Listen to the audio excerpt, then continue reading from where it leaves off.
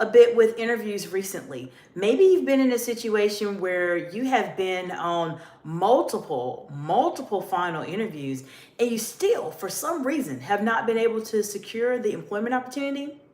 In this video, I'm going to highlight to you some of the reasons why leaders tend to struggle in interviews. And by the end of this video, you should have a strong foundation in terms of what you need to do and what you do not need to do if you are in a leadership role and you are trying to obtain your next opportunity. I want to say hello to my amazing subscribers. I'm so glad that you all are here with me today. And if you are joining this channel for the first time, welcome. I'm glad that you are here. This channel heavily focuses in on advanced communication skills and strategies that will help you to develop an unfair competitive advantage as it relates to how you communicate under pressure in those very high stakes situations. This channel has over 1,100 videos that are dedicated to high stakes communication. And if you want to be that person that stands out from everybody else, you absolutely want to subscribe to this channel for sure. Now, for those of you watching, how many of you have been struggling with interviews? Just put it in the comments below. I'm going to share with you what I have seen people struggle with as it relates to leaders, especially during the interview process. Now, there's a couple things, and I do not have these in any specific order, but I do want to at least highlight to you what some of those struggles are. One of the main struggles that I see many leaders are dealing with when they're going into interviews and why they struggle with interviews, even though they are very accomplished and more than qualified for the position, is that they have a very hard time being able to condense their experiences. Now, let me explain that. When you're in a leadership role, actually, let me ask you, as a leader, how many experiences do you have that relate to your specific role, the amazing work that you've done, the milestones that you've accomplished, and etc.? Did you think of thousands and thousands and thousands? Probably so. That's the problem. There's so many milestones that we have accomplished as leaders that it becomes very difficult for us to be able to figure out how can we wrap up all of our experiences, all of the amazing work that we've done in the past into a concise response that is between 2 minutes and 30 seconds. This by far is one of the biggest struggles that I see people have as it relates specifically to this role. Let me give you an example.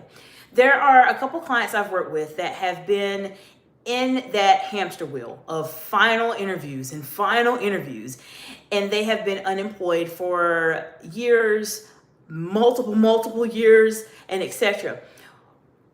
One of the first areas that we start on that I see they struggle with is their ability to be more concise in their stories. For example, I had a client of mine who had a wealth of knowledge, decades of experience at that point.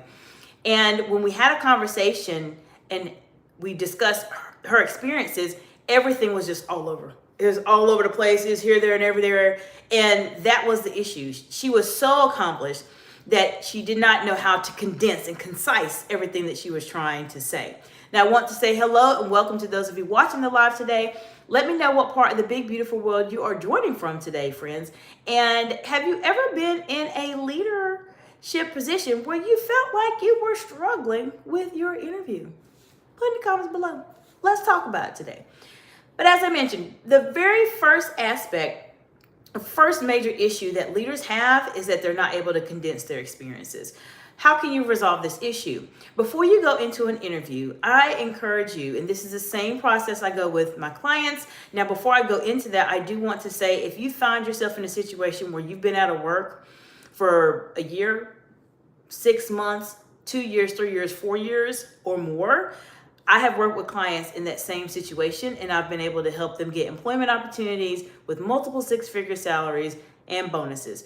So if you need some direct support, then feel free to reach out to me at exciteexcellence.org. I'll be more than happy to help you be able to secure that next employment opportunity.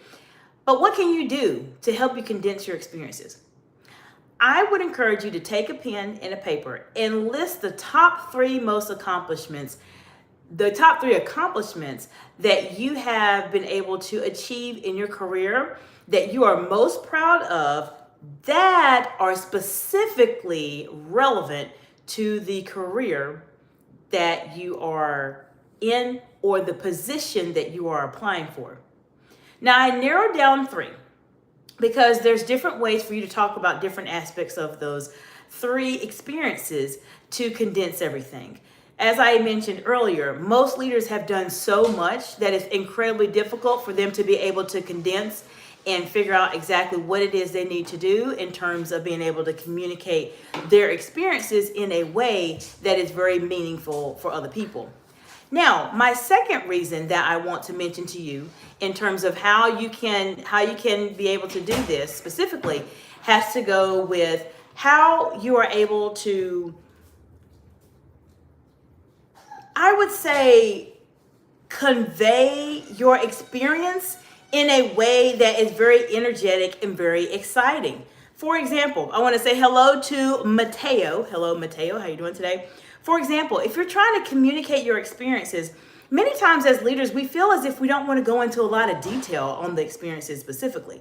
We don't want to go into a lot of detail because it's all in our head and these people should understand what we're saying, right? But you don't necessarily want to do that specifically. You want to make sure that you are giving them the energy, the excitement that you have about the position, plus some data. I'm going to go into that in just a second. Let me go to the chat. Mateo says, good. Guadalupe, hello, Guadalupe. How you doing today? Mateo says, I'm doing fine, Mateo. Thank you so much for asking. Let me know what part of the big, beautiful world you all are joining from today. And let me know if you have ever struggled with interviews. Put it in the comments below. This is your opportunity to ask someone that has been in senior executive roles for the past 20 years to help you be able to master communicating in those very high-stakes situations, just like an interview. As I was mentioning, having some data points will be very important to you because if you can take a moment to break down specific KPIs or key performance indicators, percentages, amounts that you have been able to generate in revenue, you will absolutely be able to stand out from everybody else as leader. Why do I bring this up? Because many leaders, they forget that. They just talk from the high level of the 10,000 foot view of their whole entire life, but they forget, even in an interview setting, even though you are in a position where you are trying to communicate, and thank you for the heart emojis, friends, you're trying to communicate your value, and you may have been in this role for many, many years. We forget that this is still an interview. Even though you're very accomplished as a leader, there's still some data you need to add. What are some examples I'll share with you? Thank you for the celebration caps and the heart emojis. What percentage of revenue did you increase in your previous role? What percentage of milestones did you achieve? How much revenue you managed? There's all types of data. So when you're going through those stories that I mentioned to you earlier, take some time to think about specifically what it is that you want to talk about, the key milestones. Thank you for the heart emojis, friends. The key milestones you want to talk about in your interview and add some data to them. Data will always make you sound fantastic. And I talk about this at length on my channel. This is the best channel on YouTube to learn how to communicate under pressure in high stakes situations. As I mentioned earlier, I have over 1,100 videos here to support you. Take a look at my playlist. I have a lot. But I talk about data quite a bit as it relates to not only in interviews, that's the topic of today, but in general, when you are communicating with people, if you know some statistics, some numbers, it will automatically make you stand out from other people because majority of the time, people do not walk around thinking of numbers in their head. They just simply don't because they don't want to. But if you're subscribed to my channel, you automatically know you are going to be that person that is not at this level in terms of how you communicate. You're going to be way up here. And if you work with me, you're going to be beyond my cell phone. Okay? I'm telling you that right now. But you will be at a heightened level of communication if you can start incorporating a few data, especially your own data, into an interview. All right, Mateo says too young. Mateo, I have been doing this for a long time, Mateo. I've been a part of very friendly and very unfriendly conversations, Mateo. I know I may look young, but if you follow my channel, if you subscribe to my channel and watch my content, you will get the sense that I have been through some things. And I share this with my audience because I want you all to be able to communicate in those very high stakes, high pressure situations. Most people in the world, regardless of where you are, they struggle with how to communicate under pressure. You even see it with world leaders. They'll be on stage, they may stumble because they don't know exactly what to say, how to say it, when to say it in a way to where the audience understands it. So I combine my 20 years of being in senior executive roles, being in friendly and unfriendly situations, interacting with congressional leaders here in the United States at the federal level, and then also being a public speaker and a distinguished Toastmaster for many, many, many years, to put all that together so that when you're communicating, whew, everyone is like, wow, I want to hire this person. Okay, let me go back to the chat. Mateo says, I'm too young to get a job. Well, that's okay. That's all right. The concepts that I share with you here will help you regardless of what you do for the rest of your life. And if you're at the point where you cannot actually be employed at this moment, that is okay, because what I'm sharing with you will make you stand out from everybody else. And definitely when you're at the point when you're ready to be employed, people are going to say, let's hire Mateo right now, because the way you communicate, if you subscribe to this channel. Okay, Mateo says, you're perfectly fine. Oh, thank you. Lewis, hello, Lewis. How you doing today? Lewis says, hola, sister from San Diego, California. Lewis, welcome, friend. I used to live in Sacramento, California. I did not get the chance to go to San Diego, and that is one of the regrets that I have. I know it's amazing there. I wish that I would have went to San Diego, but I think at some point I probably will. But appreciate you joining here, Lewis. So we've talked about a couple reasons why leaders struggle. The first reason, for those of you just joining, has a lot to do with the fact that leaders are in a position where they've done so much that it's difficult for them to bring everything in and make it condensed in terms of their experiences. I gave you a solution for that. Take some time, write your big milestones, your accomplishments that are relevant to this role.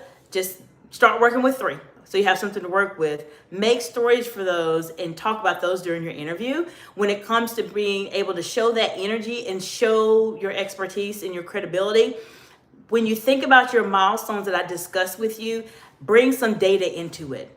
Therefore, for those of you just joining, whether you did a % of increase in collections, a % of increase in production, you generated revenue for your business or the roles that you're going to talk about, anything that has a data point that you can add to it. Maybe you added more clients, you added more customers, anything, friends.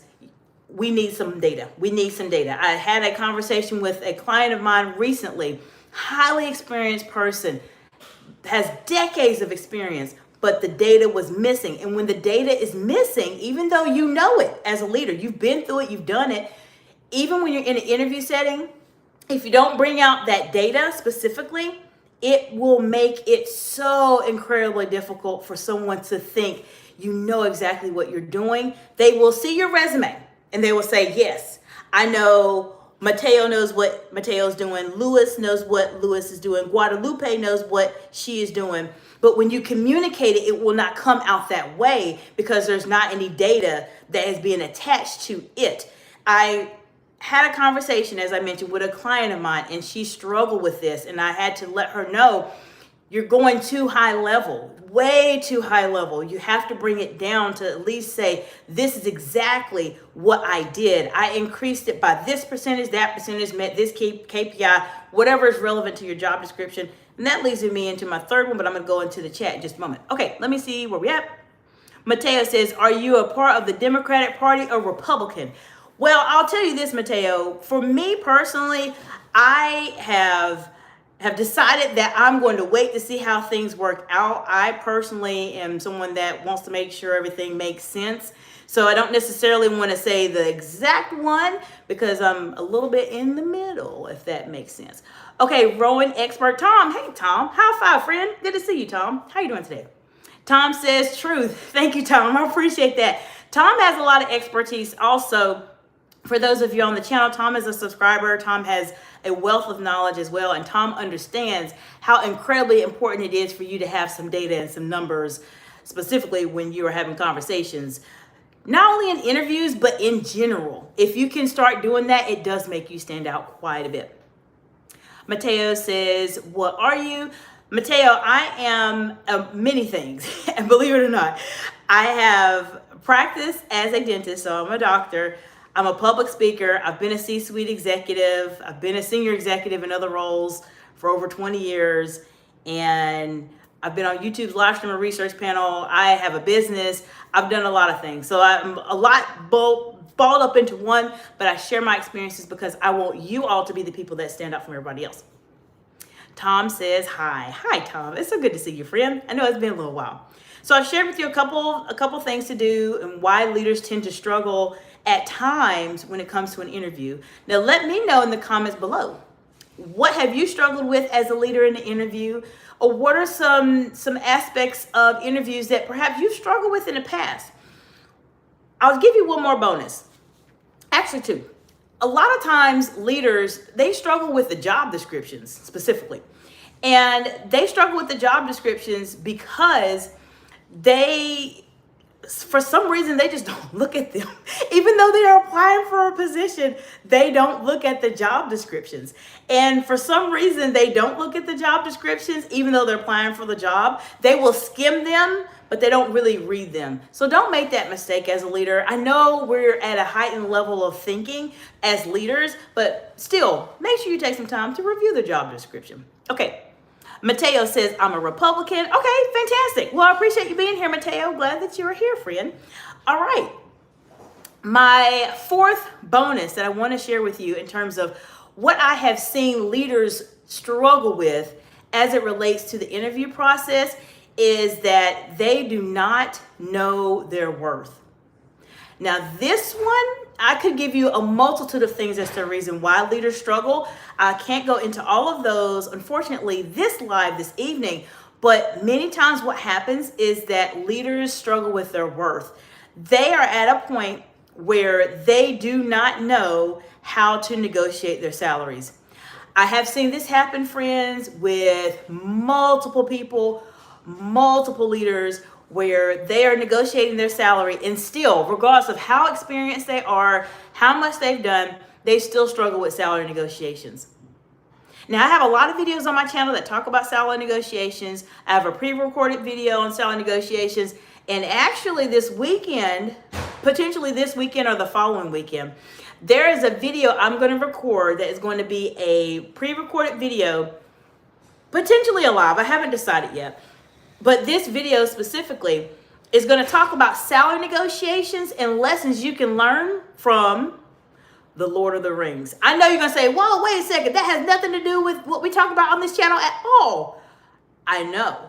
But I read an article specifically that I am going to highlight for my audience to showcase to you that salary negotiations is not something that only leaders struggle with, actors struggle with it, everybody struggles with it. So watch that video. We're going to unpack this article that I read, and I want to give you all some insight and strategies for you to keep in mind and lessons to learn from people that have made mistakes, because I've shared with you all the mistakes I made as it relates to negotiating my salary many years ago. People still make those mistakes too. I want to bring that to you because I don't want you to make those mistakes. I don't want you to make those mistakes, and thank you for the hundreds. I appreciate that. I appreciate those emojis. I don't want you to make those same mistakes. Those mistakes are not going to be where I want you to be. I want you to be in a strong position. And if I can pull any articles, and if you've seen anything about salary negotiation that you want me to do a video about, let me know in the comments on any of the videos. I've mentioned to many of you earlier, if you've watched some of my videos, my channel is going to shift a bit, and I'm still going to be doing live content. So I'll still be live 7 to 8 times a week. But I have started to develop a studio here. I have my dual monitors finally. I have everything laid out. I'm almost there. There's a couple more things I need to get. But I'm going to start doing pre-recorded content. So for instance, for Mateo that's asking questions about Republican, Democrat, and etc. Because here in the United States, we're about to go into midterm elections. There are going to be a lot of candidates that are going to be doing debates and having conversations. I will likely do some pre-recorded videos on them, only for the sake of us learning. So you'll start to see how people communicate in those very high stakes situations, what they're doing that is very, very well, that works well, and what they're doing that is not going to work well for them. And I'm doing it from an unbiased view. I'm not saying that I'm going for either party necessarily, but I will say that I'm going to give you the most unbiased view, because a lot of channels here on YouTube, if they're heavily party affiliated, they kind of go more toward that party. I will tell you right now, I've been unbiased. I've been on both sides of the political spectrum, and I understand values of both and cons to both. And I want to present this information to you in a way to where you are learning how to communicate under pressure, not that we're learning how to determine which person we're going to vote for. I'm doing it strictly from the basis of how you communicate under pressure. So I hope you all like that content. Let me know how you like it. It's going to be a fun, there's a lot of things going on. There's a lot of key races happening here in the States specifically. So I'm ready to give you as much knowledge as I can. And it helps you to learn in real time, so that when you are in your high stakes meeting, and let's say you see someone, just because we're in the midterms and talking about politics, but there's plenty of other things that we'll talk about, world leaders, incidents, and etc., where I see interviews that come up that I believe will help you communicate under pressure. I want you to be able to pull that information and say, I remember Dr. Jacinta talked about how this person communicated in this situation. Let me make sure I don't make this mistake when I'm in my high stakes situation. That's what I want for you. I'm here to build the world's largest high stakes communication content library here. And I've mentioned to you all on planet Earth. And I'm so serious about that. The content I share, I could do this all day, because I really want to be able to help you all go to that next level. Okay. Tom says, I remember being asked what salary I expect. I usually answered like this: what percentage of revenue is the company prepared to give up to fill this position using my qualifications? High five, Tom. That's how you do it, Tom. Exactly.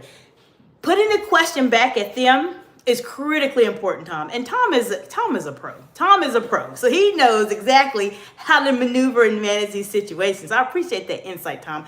It will help other people watching this video too.